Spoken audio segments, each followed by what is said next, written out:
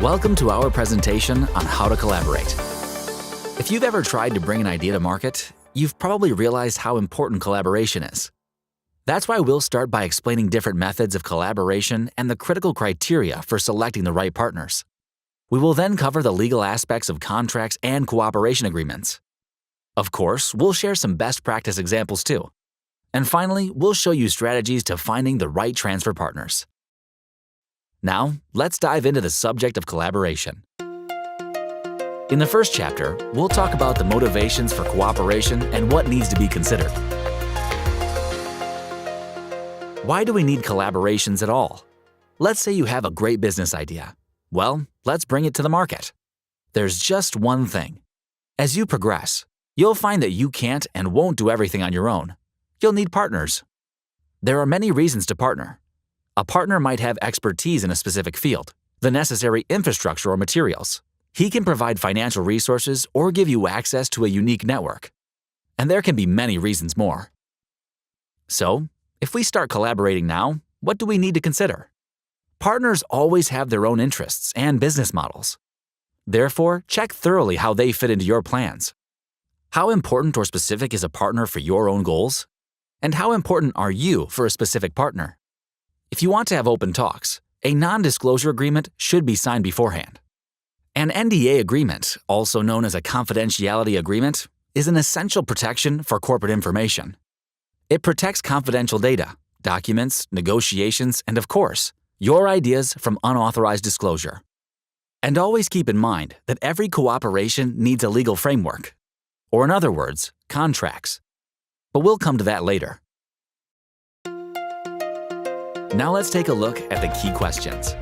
What types of collaboration are there? And what are the criteria for selecting partners? Let's see what typical partners look like. There are a set of clear criteria. Which institutions are you looking for a partnership with? In academia or industry? Another important question is, for which tasks do you need partners? You should also consider, what relevance might be involved with different criteria? The cooperation with academic partners can bring you specific benefits. You stay in a generally familiar setting and have access to state-of-the-art R&D. Financing is covered by public funds and calls for tenders. But this also means that you should check the conditions. Do they fit for your purpose? Are there strings attached? Collaborations within a consortium can also give you access to a valuable network. But first check the conditions and access to intellectual property, or IP for short. You should always avoid unclear IP situations. On the other hand, if you are looking to cooperate with industry, you should consider the following questions. Is the topic strategically important for the partner? Is there enough time until the contract is signed? When should I start searching? What are the advantages of small and medium-sized enterprises over big players? And with big companies, are you actually talking to the right decision maker? And think about that. How does your business model match with the company's business model? That's also regarding intellectual property. A collaboration can also be planned based on a specific task. In this case, too, there are a few aspects to consider.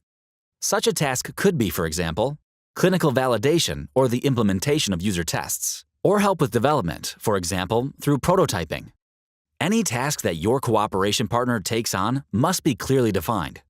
And always clearly limit any collaboration to this purpose.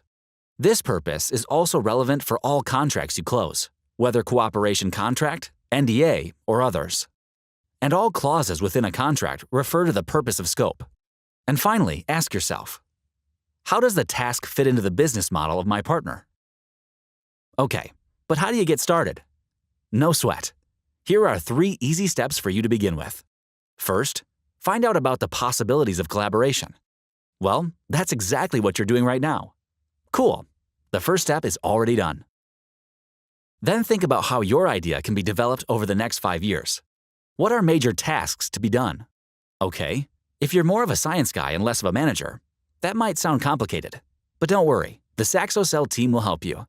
Now ask yourself, what can you do on your own? And where do you need partners? And that's it. You have now sketched out a roadmap for the next 5 years and defined relevant partners that you may need. As we already mentioned, legal aspects are crucial in every collaboration.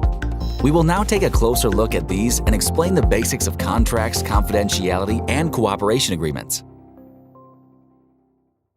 Let's start with the types of contracts to consider within collaborations: non-disclosure agreements, cooperation agreements, and occasionally, additional material transfer agreements which can be covered by the cooperation agreement. Confidentiality is a cornerstone of any collaboration, so make sure that your idea is protected. Before talking to partners, make yourself aware of confidential information of your idea or technology. Also keep in mind that each cooperation agreement includes privacy rules, often preceded by an NDA. Let's take a look at the most relevant aspects of an NDA or CDA. The scope defines the field of confidentiality. The purpose might be, for instance, evaluating a possible cooperation. The confidential material should be specified. Is it oral or written? Each agreement has a duration, for instance, 2 years. Which country's governing law does apply? Who else must comply? Be aware that NDAs often extend to entire corporate families. How many partners are sharing information? 1? 2? And always, check the signature regulation in your institution. There are also relevant aspects to cooperation agreements. First, as with NDAs, the scope and purpose. Then you assign tasks to each partner. There are always rules on intellectual property. These might be extended to license agreements. And here too, the governing law of the respective country must be considered. To conclude this chapter, here are a few hints on cooperation agreements. These agreements can vary in scope and depth, but always cover the relevant aspects we mentioned before. Always be aware of which topics are important to you prior to the cooperation. Companies often provide term sheets as a basis for negotiation. If you have to agree on compromises, be aware of your red lines and communicate them clearly. And keep in mind, contracts take time, so prepare early. Now let's take a look at 2 current best practice examples for cooperation. Our longtime industrial partner, Zeiss, has recently opened its innovation hub for research in life sciences and health. This collaboration will strengthen our innovation ecosystem, fostering cutting-edge research and development. The new facility, equipped with modern laboratories, will drive pioneering projects and enhance further cooperation with academic and industry partners. For CircEcon, TU Dresden joins forces with 3 partner universities to establish a research campus for a greenhouse gas neutral circular economy. With joint pilot lines, test facilities, and demonstration systems, CircEcon is a unique cooperation in Europe. It is funded with over 108 million euros and will boldly play a pioneering role in shaping a sustainable future. In this section, we'll give you a brief overview of the most important approaches to finding transfer partners. For a deeper understanding of this topic, please watch the additional film, How to Transfer. There is not one, but many ways to find transfer partners. One approach, for example, is market analysis through public information, such as company reports, or statistic tools like Statista. And of course, there is Google too. To facilitate a transfer, you can create public awareness in all kinds of media. But this requires close collaboration between scientists, TTOs, and local press offices. You can also effectively support your marketing efforts through scientific publications. Because research-oriented companies generally keep a close eye on the state of research in their specific technology area. And even more promising are talks given at relevant scientific meetings and conferences. There you can also meet potential partners at the company corner. Having a booth at a trade fair can be very expensive. You need to attract enough attention to your stand to get a return on your investment. Partnering conferences are not cheap either, but they might offer the best cost-benefit ratio of all. No other conference type can deliver so many qualified contacts and sales pitches. And of course, social networks can also be valuable sources of potential customer contacts. So use every opportunity to expand your network. But be selective about who you invite to keep the quality of your network high. Okay, that was our overview of the collaboration topic. Let's finish by summarizing the most important points once again. Cooperation will be necessary. Check which partner you will need for which purpose. And choose your partner carefully. Be careful with your know-how and IP. Protect your IP and consider what you share and what you don't. NDAs and cooperation agreements are a necessity in technology transfer. And if everything does not run smoothly straight away, don't worry. Always keep in mind, contracts take time.